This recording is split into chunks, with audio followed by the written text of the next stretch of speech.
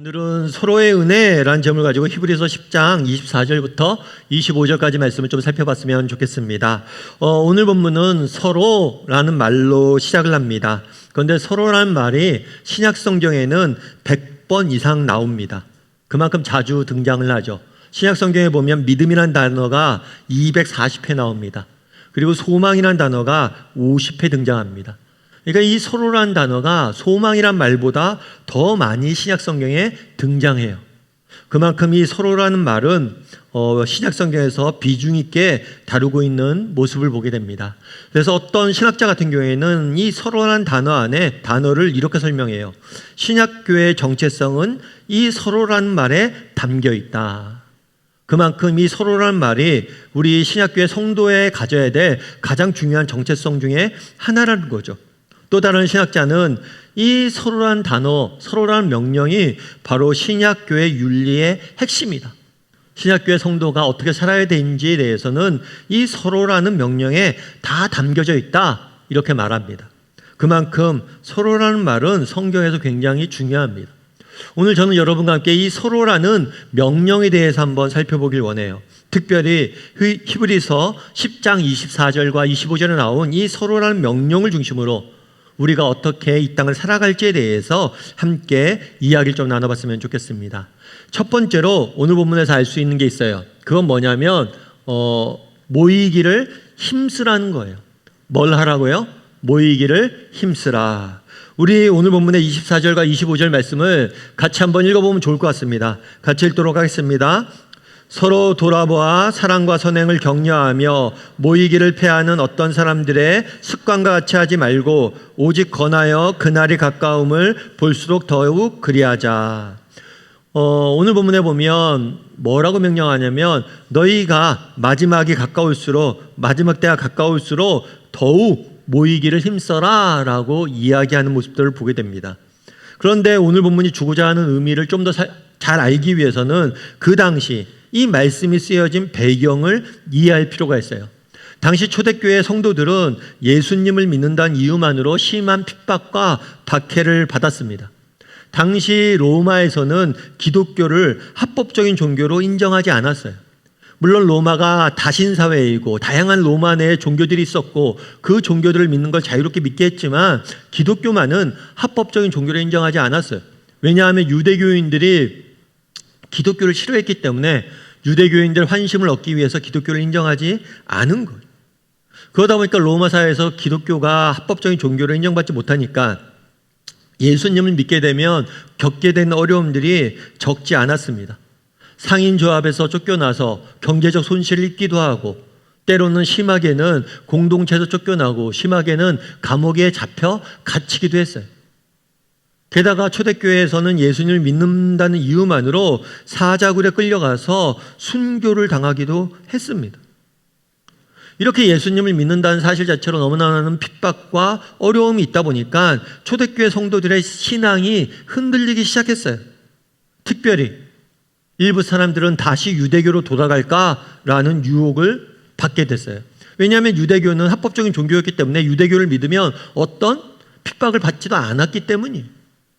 이렇게 믿음이 흔들리고 유혹에 빠진 초대교회 성도들에게 히브리서는 너희가 믿음을 굳건히 지키고 정말 흔들리지 마라, 믿음을 굳게 지키라 라고 권면하고 있는 거예요. 그런데 히브리서는 믿음을 굳게 지키는 방법으로 뭘 제시하는 거예요? 모이기를 힘쓰라 라고 이야기하는 거예요. 너희가 이렇게 믿음이 흔들리고 유혹이 많은데 너희가 이 믿음을 지키고 유혹에 흔들리지 않기 위해서 해야 될 일이 있다. 그건 뭐냐면 모이기를 힘쓰는 거다라고 말하는 거예요. 그런 핍박과 유혹과 모이는 것과 무슨 관계가 있냐는 거예요. 유혹과 핍박과 모이는 것과 어떤 관련이 있기에 이렇게 모이기를 힘쓰라고 이야기했을까요? 이렇게 모이기를 힘쓰라고 한 이유는 뭐냐면 공동체의 힘 때문입니다. 세상은 실패에 대한 대안으로 실력을 제시합니다. 우리가 실패하면 너희의 능력이 부족했기 때문에 실패한 것이니까 능력을 키우라고 이야기를 합니다.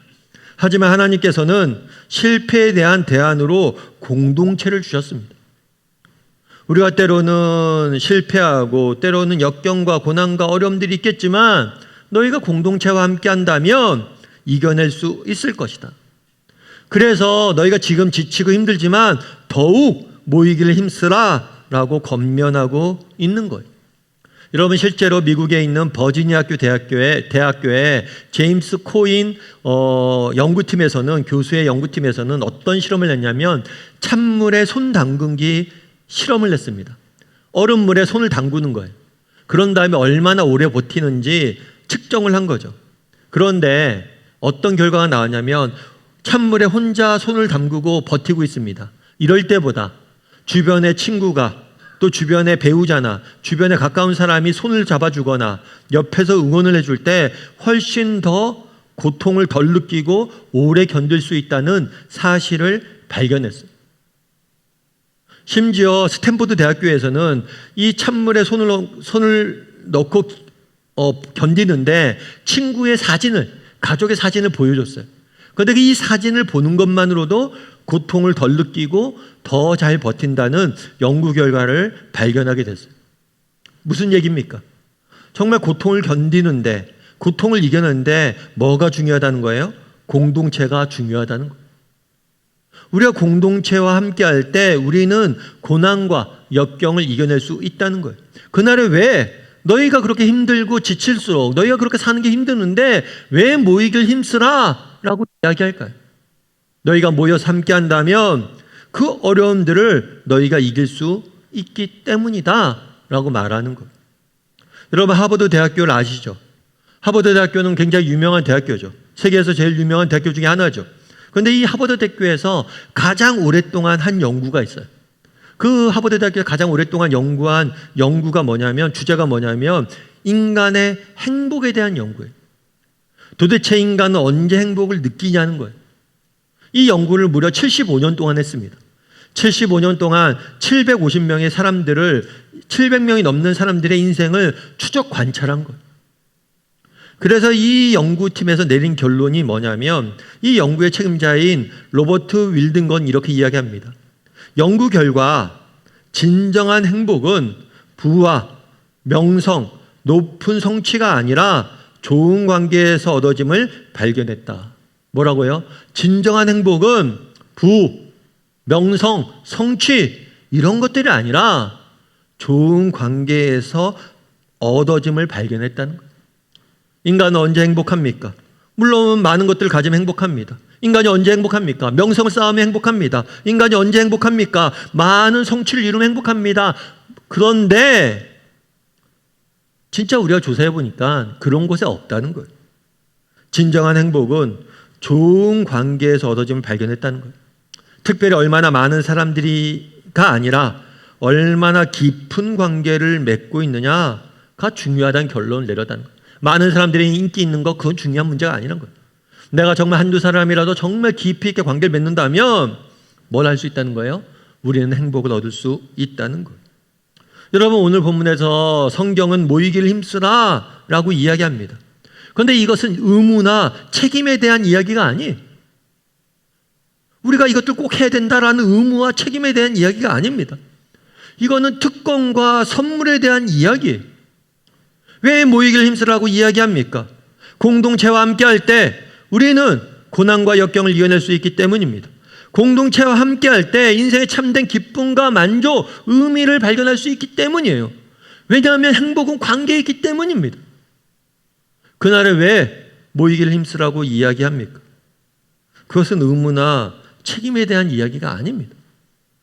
우리의 특권과 우리의 권리와 하나님의 선물에 대한 이야기예요. 하나님이 우리 믿는 사람들에게 주신 가장 중요한 선물은 뭡니까? 바로 공동체예요, 공동체. 그래서 모이기를 힘쓰라 라고 이야기를 한 거예요. 그런데 오늘 본문에서 우리가 재미있는 사실 하나를 발견할 수 있어요. 그건 뭐냐면 오늘 본문에 모이기를 힘쓰라 라고 이야기하지 않고 뭐라고 이야기하냐면 모이기를 패하는 어떤 사람들의 습관처럼 하지 말라라고 이야기합니다. 여러분, 마지막 때가 다가오면 성경에서 이야기하는 마지막 때의 특징이 있습니다. 그건 뭐냐? 마지막 때가 될수록 사람들은 모이지 않을 것이다. 마지막 때가 될수록 점점 더 사람들은 개인화될 것이다 라고 이야기를 해요. 실제로 그렇죠. 오늘날 우리 사회가 얼마나 개인주의가 발달했습니까? 그래서인지 몰라도 공동체의 가치와 소중함에 대해서 무시하는 경향들이 너무나 많습니다.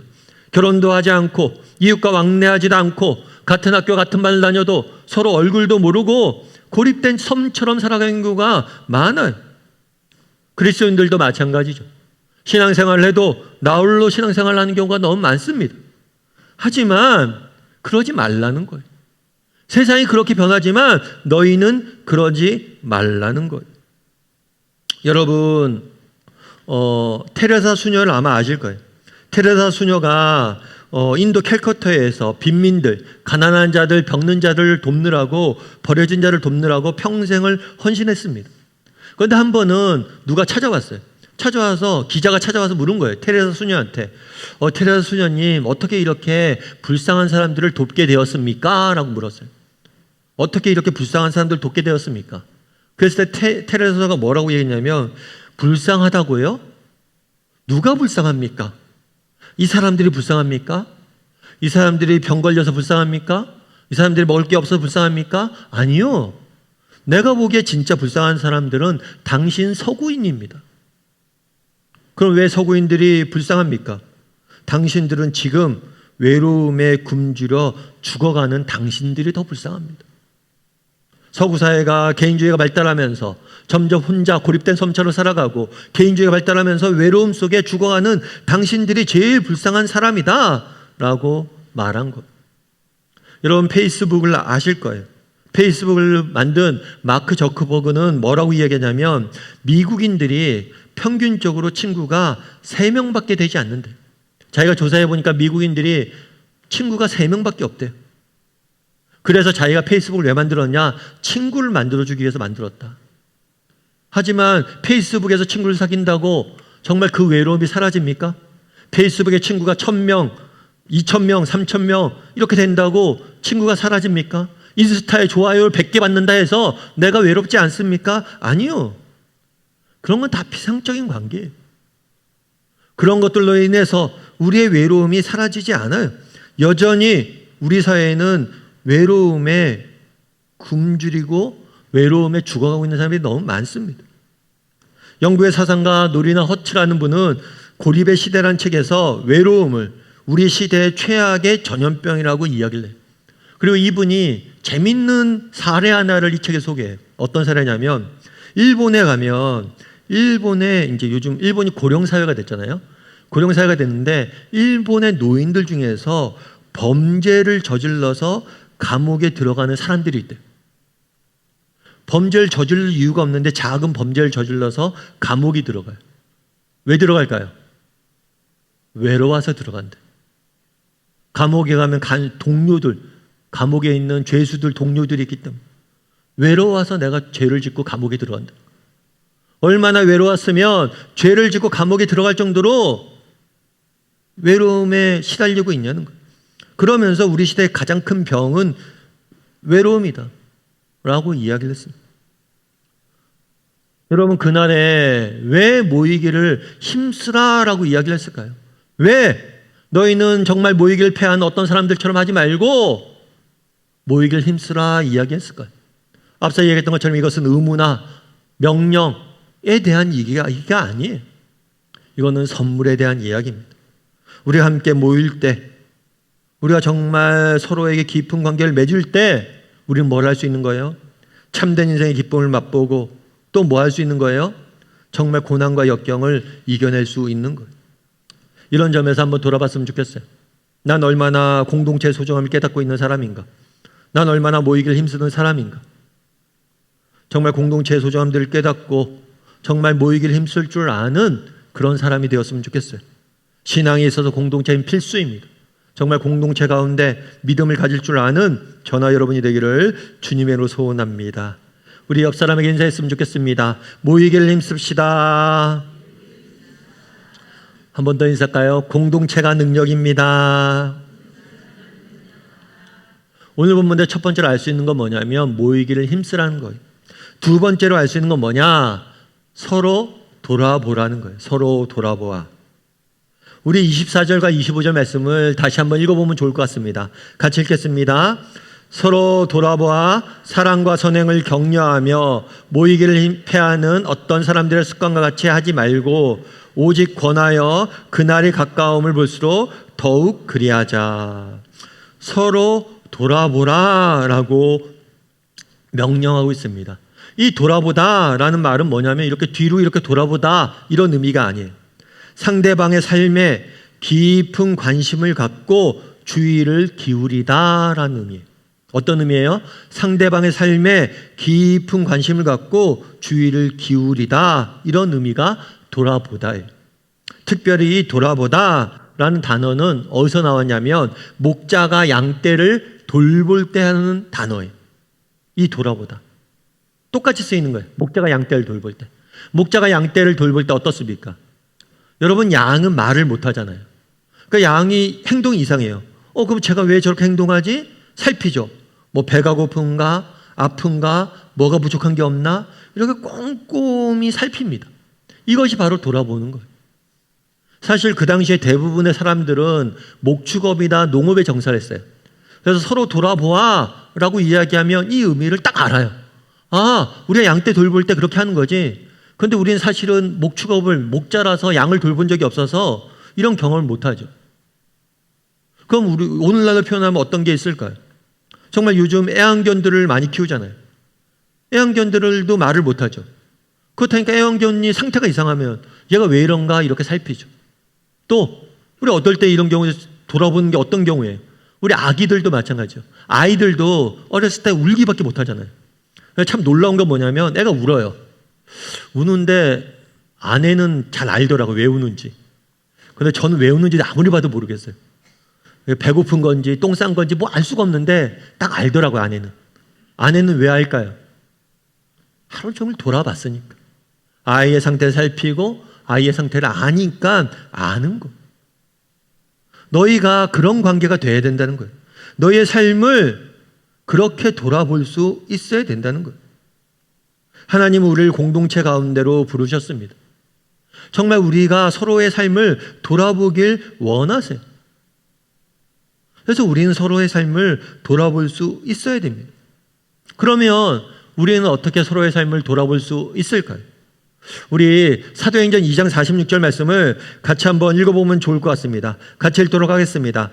날마다 마음을 같이하여 성전에 모이기를 힘쓰고 집에서 떡을 떼며 기쁨과 순전한 마음으로 음식을 먹고. 사도행전 2장은 나중에 우리가 계속해서 사도행전 묵상하고 있으니까 나중에 배울 거예요. 이 사도행전 2장은 초대교회 성도들의 모습이 어땠는지, 그들의 삶의 모습이 어땠는지 요약해서 보여주고 있어요. 그런데 뭐라고 표현되냐면 여기도 동일하게 되어 있죠. 모이기를 힘쓰다라는 단어가 등장을 해요. 성전에 모이기를 힘썼다라고 이야기를 합니다. 오늘날 예배 드리는 거예요. 주일이 되면 이렇게 우리 모여서 예배하잖아요. 이렇게 모여서 예배합니다. 그런데 이 모여서 예배하는 것, 이 모이기를 예배하는 것만 힘쓴 게 아니에요. 성전에 모이기를 힘쓴 다음에 뭘 했다고 그랬어요? 집에서 뭘 했다고요? 떡을 뗐다. 집에서 떡을 뗐다는 건 뭐냐면 집에서 교제를 나눴다는 거예요. 집에서 각자 예배 드린 다음에 각자 집으로 돌아가서 둘씩, 셋씩, 뭐 5씩, 6씩 모여서 함께 떡을 떼며 교제를 나누며 이야기를 한 거예요. 요즘으로 말하면 함께 모여서 예배했을 뿐만 아니라 소그룹으로 모여서 다락방에 모여서 함께 말씀도 나누고 교제도 나누고 함께 음식도 먹고 그렇게 시간을 보낸 거예요. 여러분, 성경은 서로 돌아보라고 이야기합니다. 생각해 보세요. 100명이 모였어요. 100명이 서로 돌아볼 수 있나요? 100명이 서로 어떻게 돌아봅니까? 서로 이름도 잘 모르는데. 100명이 모여 있습니다. 서로 이름도 모르고 서로 말 한마디만 해도 100분, 1분만 한 사람이 얘기해도 100분이 지나요. 그런데 어떻게 서로의 삶의 이야기를 하고 서로를 돌아볼 수 있습니까? 여러분, 절대 대그룹으로 모여서는 서로를 돌아볼 수가 없어요. 그래서 초대교회는 뭘 한 거예요? 모여서 함께 예배했을 뿐만 아니라 집에서 함께 소그룹 모여서 떡을 뗐던 거예요. 그래서 우리 교회도 이렇게 주일날 예배도 드리지만 주중에 다락방으로, 소그룹으로, 또 뭐 대학 청년부는 부서별로 다 모이는 거예요. 여러분, 정말 우리도 정말 초대교회 성도들이 그랬던 것처럼 모이기를 힘써야 됩니다. 뿐만 아니라 집에서 함께 떡을 떼며 서로의 삶을 돌아봐야 돼요. 서로의 삶을 응원해 줄 수 있어야 돼요. 여러분, 미국에 세들백 교회라는 교회가 있습니다. 이 교회 같은 경우에 리고렌 목사님이 개척을 하신 교회예요. 그래서 굉장히 많은 사람들이 모이는 교회죠. 특별히 리고렌 목사님은 목적이 이끄는 삶이라는 책을 썼어요. 이 책 같은 경우에는 미국 내에서 수천만 권이 팔렸어요. 그래서 비소설 부문에서 가장 많이 팔린 책 중에 하나로 알려져 있는 책이에요. 그런데 이 리고렌 목사는 그런 얘기를 해요. 어떤 얘기를 하냐면, 교회는 더 크게, 동시에 더 작게 성장해야 됩니다. 뭐라고요? 교회는 더 크게, 동시에 더 작게 성장해야 됩니다. 이게 무슨 얘기일까요? 초대교회 모습처럼 정말 모이길 힘써야 된다는 거예요. 우리가 함께 모여서 대예배로 예배드리는 이 모임을 우리가 힘써야 돼. 뿐만 아니라 우리가 소그룹으로도 모여서 서로의 삶을 돌아볼 수 있어야 된다라고 이야기를 하는 거예요. 그러면서 이 목사님이 그런 이야기를 합니다. 자기의 경험을 하나 이야기를 해요. 리고렌 목사님 같은 경우에는 아버님 목사님이에요. 그리고 본인도 목사예요. 평생을 정말 하나님 나라를 위해서 헌신했어요. 그런데 이분이 안타까운 비극을 하나 경험합니다. 그건 뭐냐면, 하나밖에 없는 아들이 있었는데 이 아들이 27살의 젊은 나이로 우울증에 걸려서 시달렸어요. 그러다가 스스로 목숨을 끊은 안타까운 사건이 발생했어요. 여러분, 사실 우리는 자녀를 먼저 떠나보내지 못했어요. 특별히 경험이 없죠, 그런 경험이. 그리고 정말 어린 자녀가, 젊은 자녀들이 스스로 목숨을 끊는 게 얼마나 이게 말도 안 되는 일인지 우리는 몰라요. 자녀를 잃은 사람의 고통이 얼마나 큰지 몰라요. 이 목사님도 너무나 그 고통이 컸대요. 사실 이해할 수 없는 면들이 있는 거죠. 정말 아버지도 목사고 본인도 목사고 이렇게 하나님을 잘 섬겼는데 왜 우리 가정에 이런 어려움들이 있는지 알 수가 없는 면들이 있는 거죠. 그런데 그렇게 큰 어려움들을 겪고 있을 때 자기가 정말 힘을 얻었던 게 있대요. 그건 뭐냐면, 자기가 수많은 사람들이 모이는 교회 담임 목사잖아요. 그런데 그 목사님이 속한 소그룹이 있었어요. 이 소그룹 멤버들이 아들이 죽었다는 소식을 듣자 30분 만에 자기 집으로 다 모였대요. 그래서 그 슬픔의 시간을 함께 했대요. 그래서 그날에 자기 집에 왔던 그 소수의 사람들, 그 사람들이 뭘 한 거예요? 그 어려움들을 이겨낼 수 있는 힘이 되었다는 거예요. 물론 한 교회 담임 목사이기 때문에 많은 성도들이 그 목사님을 위해서 기도했겠죠. 그런데 정말 가까이서 내 아들의 삶의 이야기를 알고 내 아들이 어떤 아픔을 했었는지 같이 옆에서 지켜보고 또 그것들 위해서 같이 기도했고 그것들을 함께 슬퍼했던 그 사람들이 있어서 내가 그것들을 이겨낼 수 있었다는 거예요. 여러분, 우리는 서로 돌아보는 관계가 필요합니다. 정말 어떡할 거예요?